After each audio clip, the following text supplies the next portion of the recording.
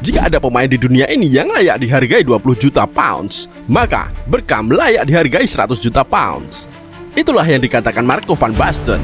Bahkan, pemain-pemain besar yang pernah berbagi lapangan dengan Ronaldinho, Messi, dan Zidane mengakui bahwa Bergkamp adalah pemain terbaik yang pernah bermain bersama mereka. Pemain asal Belanda ini dikenal dengan ketenangannya di atas lapangan, teknik olah bolanya yang luar biasa, dan visi permainannya yang begitu tajam.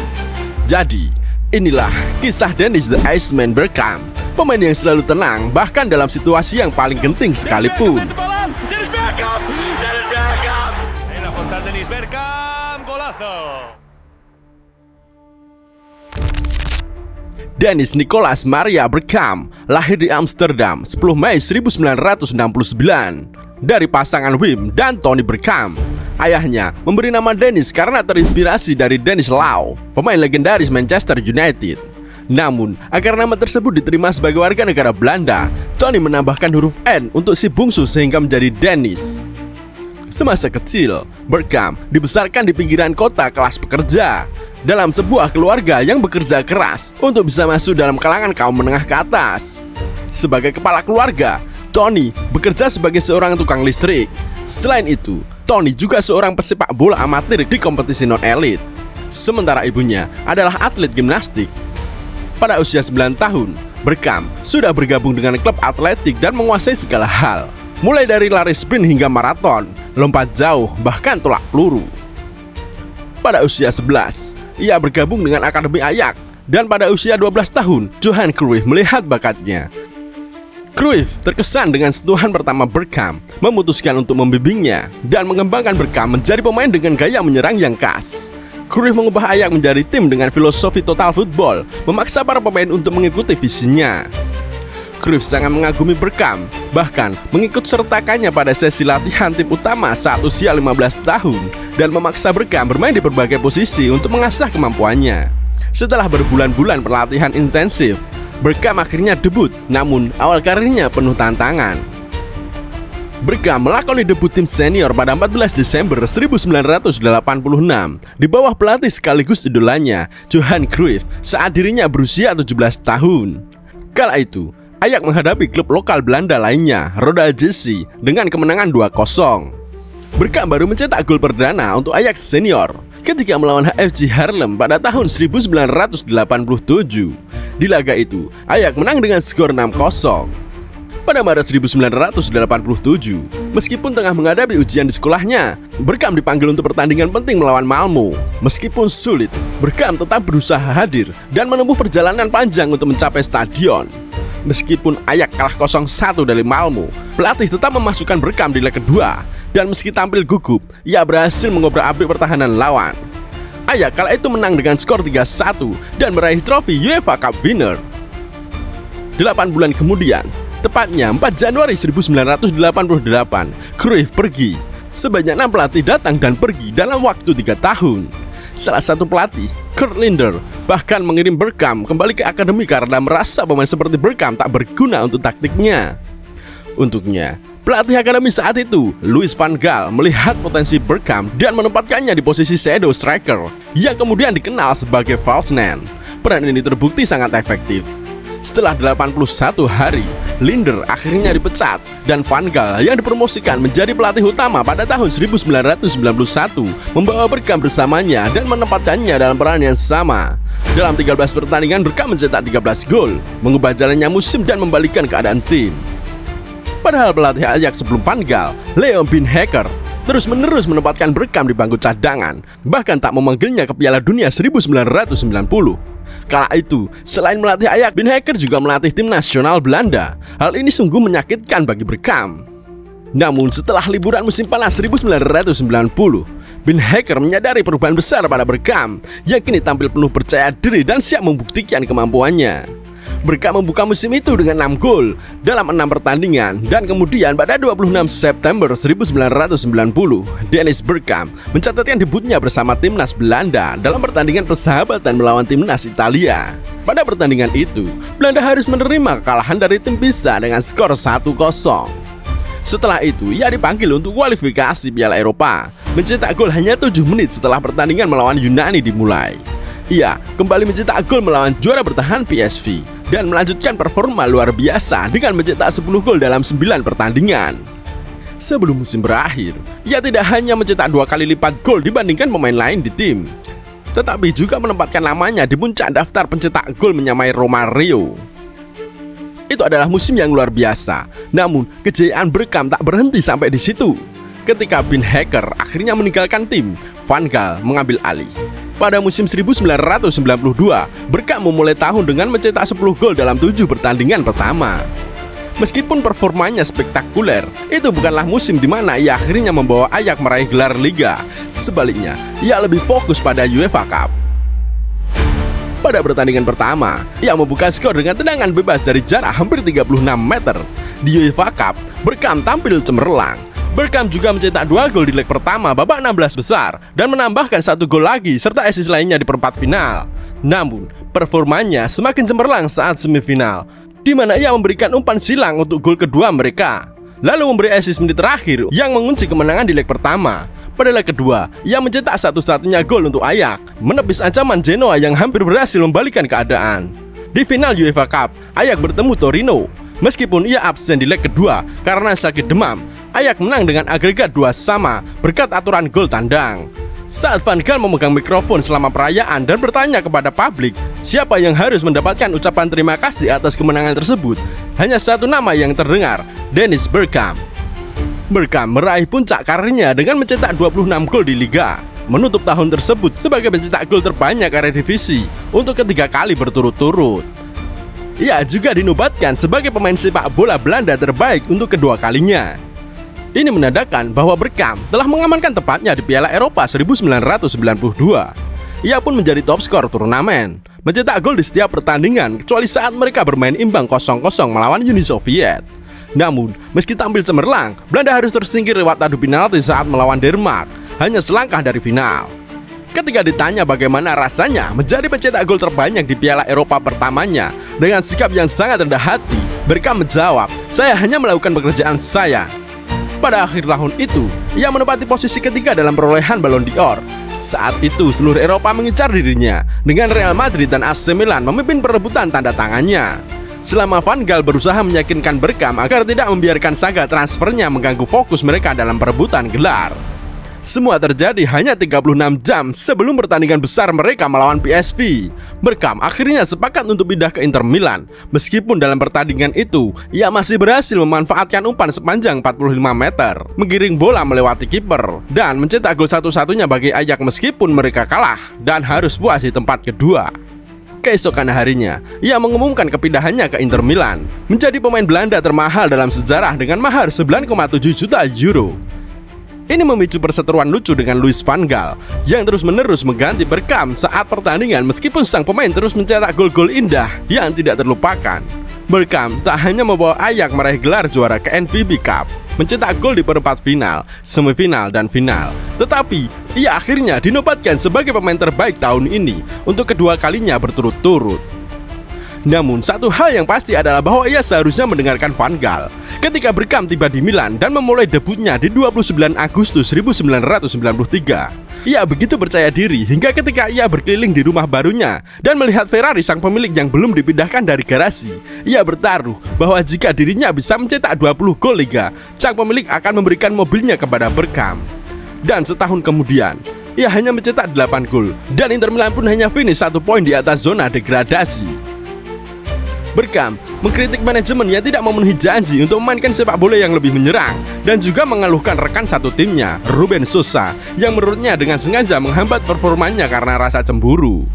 Meski begitu, Bergkamp kembali menunjukkan kualitas terbaiknya di ajang Piala UEFA 1993-1994 yang seolah menjadi ajang untuk menebus semua kesulitan di Liga. Ia membuka babak pertama dengan mencetak hat-trick, kemudian menambahkan 2 gol lagi di babak kedua, 2 gol lagi di babak 16 besar, dan bahkan mencetak gol krusial di menit-menit akhir melawan Dundalk untuk memastikan tempat mereka di semifinal. Di leg pertama, Inter kalah melawan Cagliari dengan skor 3-2, dan di leg kedua, Bergkamp kembali tampil luar biasa dengan memberikan 2 assist dan mencetak 1 gol, menghancurkan Cagliari 3-0. Di final, Inter menang atas Austria Salzburg dengan agregat 2-0. Meskipun Bergkamp tidak mencetak gol, namanya tetap tercatat sebagai pencetak gol terbanyak sepanjang turnamen dengan total 8 gol. Itu sudah lebih dari cukup untuk memberinya waktu, sementara para penggemar perlahan mulai melupakan musim domestik yang buruk. Musim panas 1994 menjadi Piala Dunia pertama bagi Bergkamp. Dan dengan torehan 5 gol di babak kualifikasi, Bergkamp dipandang sebagai pemain kunci bagi Belanda. Di Piala Dunia, ia mencetak gol dan memberikan assist saat mengalahkan Maroko 2-1, membawa Belanda ke babak knockout, di mana ia kembali mencetak gol pembuka untuk mengalahkan Irlandia dengan skor 2-0. Gol lainnya tercipta di perempat final saat melawan Brazil. Namun Belanda harus terhenti setelah tim Samba yang penuh bintang mencetak gol kemenangan yang sangat tipis 2-1. Pada bulan-bulan itu, Bergkamp juga menyadari bahwa ia memiliki aviofobia atau ketakutan saat terbang dengan pesawat. Cerita ini semakin terkenal ketika pesawat yang ia tumpangi mengalami kerusakan mesin di tengah penerbangan, dan perjalanan mereka harus ditunda setelah seorang jurnalis membuat lelucon tentang membawa bom di pesawat. Kejadian tersebut semakin memperkuat ketakutannya terhadap penerbangan. Tak hanya itu, fobia Bergkamp terhadap penerbangan semakin diperparah dengan penerbangan reguler menggunakan pesawat kecil di Italia untuk pertandingan tandang, yang membuatnya semakin tertekan. Setelah Piala Dunia 1994, ia mengumumkan bahwa ia tidak akan pernah terbang lagi dan memilih untuk mengemudi sendiri ke pertandingan tandang, sehingga mendapatkan julukan The Non-Flying Dutchman. Ini semakin menciptakan jarak antara dirinya dengan rekan-rekannya, serta memberi media lebih banyak alasan untuk meragukan karakternya. Setelah kembali ke Milan pada musim 1994-1995, Inter melakukan pergantian manajer. Kali ini, Ottavio Bianchi ditunjuk untuk membawa tim kembali ke jalur persaingan di papan atas Serie A. Namun, pertandingan Piala Dunia yang melelahkan di bawah teriknya suhu Texas membuat fisiknya terkuras. Di awal musimnya dihantui dengan cedera. Seiring berjalannya waktu, para penggemar mulai kehilangan kesabaran dengan Bergkamp. Media Italia bahkan mulai mengolok-olok dengan mengatakan bahwa ia kehilangan sentuhan terbaiknya karena stres, bahkan menciptakan penghargaan Donkey of the Week yang diganti dengan menjadi Bergkamp of the Week sebagai sindiran terhadap penurunan performanya. Pada akhirnya ia hanya mencetak 3 gol di liga musim itu. Pada awal tahun 1995, Massimo Moratti membeli klub dan menyatakan niatnya untuk membangun ulang tim dengan investasi besar untuk memperkuat skuad. Mengingat 2 musim Bergkamp yang kurang produktif, masa depannya di klub tersebut menjadi semakin dipertanyakan. Dan benar saja, di musim panas 1995, Bergkamp akhirnya dijual ke Arsenal dengan harga 7,5 juta pounds yang menjadi rekor transfer klub saat itu. Pembelian ini merupakan langkah beresiko karena ia belum menunjukkan performa terbaik di Giuseppe Meazza. Namun, Bruce Rioch, manajer Arsenal saat itu, yakin bahwa Bergkamp masih belum habis. Pada musim 1995-1996, setelah melalui masa adaptasi yang diharapkan, ia langsung mencetak 2 gol luar biasa saat melawan Southampton, dan Premier League pun mulai menyadari bakat luar biasa sang pemain. Bergkamp segera membuktikan harga transfernya yang mahal dengan gol-gol krusial dan memenangkan pertandingan, termasuk gol melawan Manchester United dan Bolton pada akhir musim untuk memastikan Arsenal kembali ke kompetisi Eropa. Dengan 11 gol pada musim debutnya di Inggris, ia menjadi pencetak gol terbanyak kedua untuk klub, hanya kalah dari Ian Wright dengan 15 gol. Namun, Bergkamp lebih dari sekedar pencetak gol. Setiap pertandingan ia menunjukkan sentuhan dinamis dan kontrol bola yang tiada tanding, yang sering kali disertai dengan kemampuan untuk memberikan umpan-umpan brilian yang memukau, menjadikannya pemain yang sangat lengkap dan sulit ditandingi. Pemain nomor 10 ini memiliki gaya bermain yang khas, penuh percaya diri dan berkarisma. Ia berkembang pesat saat beradaptasi dengan kompetisi yang sedang mengalami perubahan besar, terutama setelah kedatangan Eric Cantona yang membawa angin segar bagi Premier League. Liga Inggris mulai menerima lebih banyak bintang asing yang memberikan warna baru pada gaya permainan, dan Bergkamp menjadi salah satu pionir dalam revolusi ini. Pada Euro 1996, Bergkamp hanya mencetak 1 gol dan Belanda tersisih di perempat final saat melawan Prancis. Titik balik karir Bergkamp terjadi pada awal musim keduanya di Arsenal pada 1996-1997 ketika Arsene Wenger datang sebagai manajer baru. Wenger segera menyadari bahwa ia memiliki pemain dengan talenta unik dan bertekad untuk memaksimalkan kemampuan Bergkamp dan menjadikannya pusat serangan. Musim 1996-1997, Arsenal memulai dengan baik meskipun Bergkamp bermain lebih sedikit, tetapi performanya meningkat. Ia memberikan 9 assist dan mencetak 12 gol. Salah satu momen terbaiknya terjadi pada bulan November. saat menghadapi rival sekota mereka Tottenham Hotspur setelah mendapatkan penalti untuk Ian Wright yang memberi umpan cerdik kepada Tony Adams yang kemudian melakukan tendangan volley untuk mencetak gol. Untuk menambah luka pada lawan, Bergkamp dengan sempurna mengontrol umpan silang Wright dan mencetak gol yang mengubur harapan Tottenham. Itu adalah gol penentu kemenangan dari Dennis Bergkamp yang luar biasa. Pada musim ini, Arsenal finish di posisi ketiga dengan torehan 68 poin. Pada musim 1997-1998, Bergkamp tampak lebih lapar dari sebelumnya. Pada Agustus 1997, ia mencetak 5 gol dari 5 pertandingan, termasuk hat-trick melawan Leicester City. Pada akhir bulan itu, Bergkamp menjadi satu-satunya pemain dalam sejarah Premier League yang menduduki posisi pertama, kedua, dan ketiga dalam kompetisi gol terbaik bulan itu. Sebuah pencapaian yang semakin memperkuat statusnya sebagai salah satu pemain terbaik yang pernah bermain di Liga Inggris. Bergkamp terus menambah kontribusi gol sepanjang bulan September dan meraih 2 kali berturut-turut penghargaan pemain terbaik bulan ini. Namun, sayangnya Arsenal mengalami penurunan performa di 2 bulan terakhir tahun tersebut, kehilangan poin dan terpuruk di posisi ke-6. Mereka kini dianggap sudah keluar dari perburuan gelar juara. Bergkamp juga harus menepi setelah mengalami cedera hamstring pada bulan April yang memaksanya absen dalam kemenangan Arsenal atas Newcastle di final Piala FA. Namun, para skeptis Arsenal salah besar karena Arsene Wenger berhasil menginspirasi tim untuk menjalani 16 pertandingan tak terkalahkan setelah Natal dan akhirnya merebut gelar Premier League pertama mereka. Bergkamp menjadi pemain kunci dalam perjalanan tersebut dan secara individu, ia memukau penonton serta rekan-rekan seprofesinya. Football Writers Association dan PFA Player of the Year menganugerahkan gelar tersebut padanya sebagai pencetak gol terbanyak Arsenal pada musim itu dengan 16 gol. Setelah kekecewaan di Euro 1996, ia tampil dengan penuh ambisi di Piala Dunia Prancis 1998. Bergkamp mencetak gol dan memberikan assist dalam kemenangan telak 5-0 atas Korea Selatan, lalu mengkonversi gol pembuka yang krusial melawan Yugoslavia yang membawa Belanda bertemu Argentina di babak berikutnya. Momen paling berkesan datang saat melawan Argentina ketika Bergkamp mencetak salah satu gol terbaik dalam karirnya.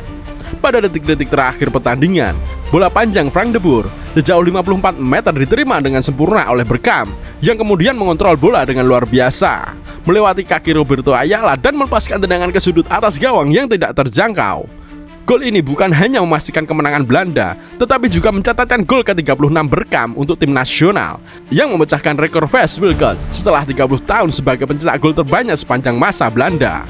Sayangnya, meski tampil gemilang, Belanda harus terhenti dalam perjalanannya di Piala Dunia setelah kalah dari juara dunia Brazil pada semifinal lewat adu penalti. Meskipun demikian, The Non-Flying Dutchman tampil sebagai salah satu pemain terbaik di turnamen itu dan akhirnya mendapatkan tempat di tim All-Star Piala Dunia 1998 berkat penampilannya yang luar biasa.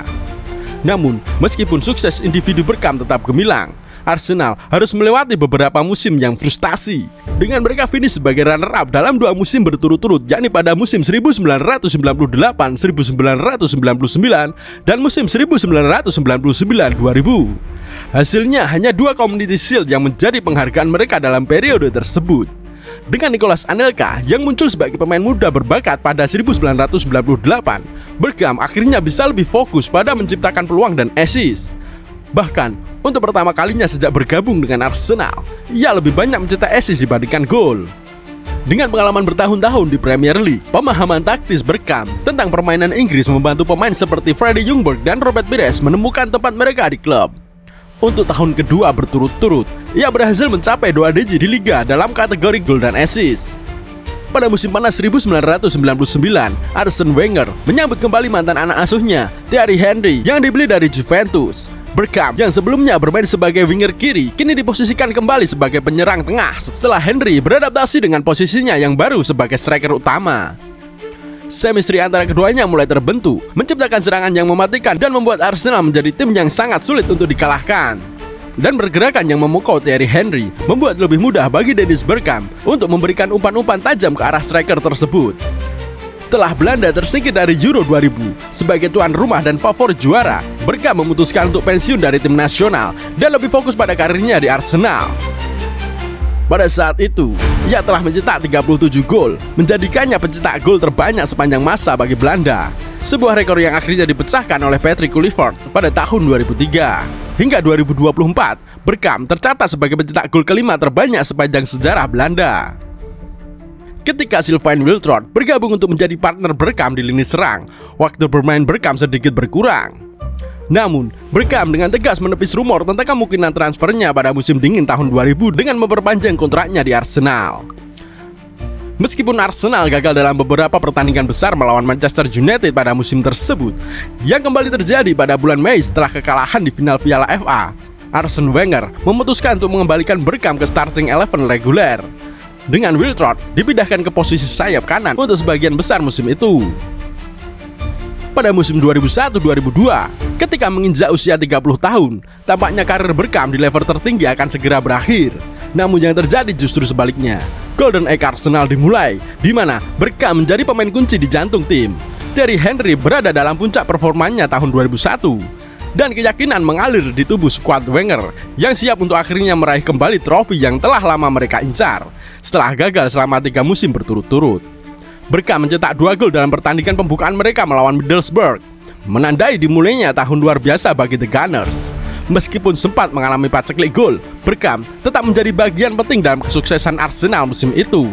Pada periode ini, Arsenal bermain lebih kompak sebagai tim dengan tekad yang kuat untuk menang, baik di kandang maupun tandang. Dari Januari hingga Mei, Bergkamp bermain seperti orang yang terobsesi, mencetak 5 gol yang luar biasa dan memberikan 11 assist di Premier League, termasuk gol terbaik dalam karirnya melawan Newcastle. It's Bergkamp. That's magnificent. Kalimat ini akan terus dikenang dalam sejarah Premier League. Penampilan gemilang ini tidak hanya terlihat di liga domestik, tetapi juga di kompetisi Eropa dan piala domestik. Bergkamp memberikan assist yang menakjubkan di Liga Champions dan Piala FA, membantu Arsenal mengalahkan Juventus 3-1 dan mencetak gol bersama Thierry Henry dan Robert Pires. Pada bulan-bulan terakhir musim, permainan menyerang Arsenal terlalu cepat dan cerdas untuk dihadapi oleh lawan-lawannya. Dengan gol Wiltord di pertandingan terakhir, Arsenal meraih gelar Premier League 2001-2002. Dan 4 hari setelahnya, mereka mengalahkan Chelsea 2-0 di final Piala FA, meraih double yang luar biasa. Pada musim berikutnya, 2002-2003, Bergkamp tetap tampil kuat. Salah satu pencapaian tertingginya adalah mencetak gol ke-100 untuk Arsenal. Di Juli 2003, Bergkamp menandatangani perpanjangan kontrak 1 tahun lagi, dan keputusan ini terbukti sangat berharga karena musim 2003-2004 menjadi salah satu musim paling produktif dalam sejarah klub. Arsene Wenger telah membangun tim yang sempurna dengan setiap posisi diisi oleh pemain yang tepat untuk sistem agresifnya dan lini pertahanan yang tangguh hingga sayap yang lincah dan penuh kecepatan. Arsenal mendominasi Premier League, menguasai klasemen sejak awal hingga akhir musim. Dan The Invisibles, sebutan untuk tim yang tak terkalahkan, mencatatkan 38 pertandingan tanpa kalah. Sebuah pencapaian legendaris yang masih dikenang hingga kini. Bergkamp menjadi pemain pertama dan satu-satunya yang memimpin tim Arsenal untuk menjalani musim tanpa kekalahan di Premier League. Keberhasilan ini bukan hanya milik satu pemain, melainkan hasil kerja keras seluruh tim yang terdiri dari 11 pemain bintang. Namun, pujian lebih banyak diberikan kepada Bergkamp dan Thierry Henry yang menjalin sinergi luar biasa. Henry pada puncak kejayaannya memang menjadi bintang utama, tetapi ia mengakui bahwa ia dibantu oleh kualitas permainan Bergkamp yang ia sebut sebagai pemain terbaik yang pernah bermain bersamanya.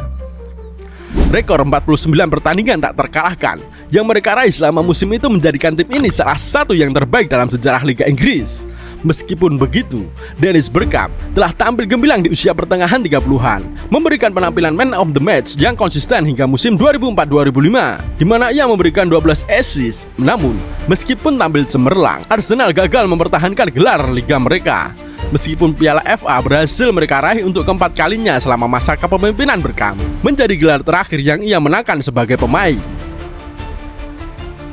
Pada musim terakhirnya, 2005-2006, Bergkamp lebih sering menjadi pemain pengganti dan jarang tampil dalam perjalanan panjang Arsenal di Liga Champions, yang berakhir dengan kekalahan pahit di final melawan Barcelona.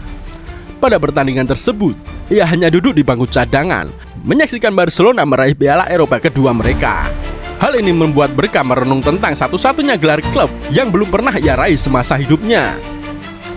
Pada 15 April 2006, Arsenal mengadakan Bergkamp Day untuk menghormati kontribusinya selama di klub dengan pertandingan melawan West Bromwich Albion. Dengan pertandingan tersebut, Bergkamp masuk sebagai pemain pengganti dan mencetak gol terakhirnya untuk Arsenal yang menjadi kenangan manis bagi seluruh penggemar. Musim terakhir Bergkamp di Arsenal juga menandai akhir dari sejarah panjang klub di Highbury sebelum mereka pindah ke stadion baru Emirates Stadium. Pertandingan pertama di stadion baru adalah pertandingan penghormatan terhadap Bergkamp melawan Ajax, klub yang membesarkannya. Pada Juli 2006, Dennis Bergkamp pensiun, meninggalkan Arsenal sebagai legenda sejati, salah satu pemain paling berbakat yang pernah bermain di Premier League, yang mampu mengendalikan tempo permainan seperti tak ada yang lain. The Non-Flying Dutchman ini akan selalu dikenang sebagai pemain yang tak hanya memukau dengan kemampuan tekniknya, tetapi juga dengan visi dan kecerdasannya di lapangan.